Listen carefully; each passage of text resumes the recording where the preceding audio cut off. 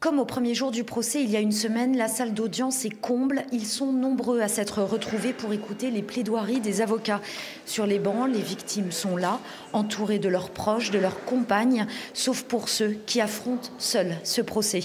Les avocats des parties civiles ont évoqué ce matin le courage de ces 23 hommes venus raconter leurs souvenirs, tous ces moments passés auprès de leur ancien maître nageur.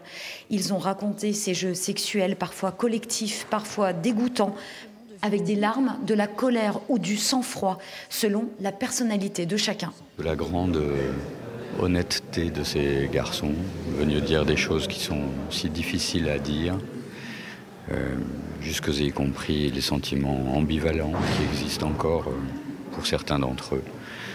Oui, c'est quelque chose qui m'a marqué, comme leur énorme souffrance 20 ans après.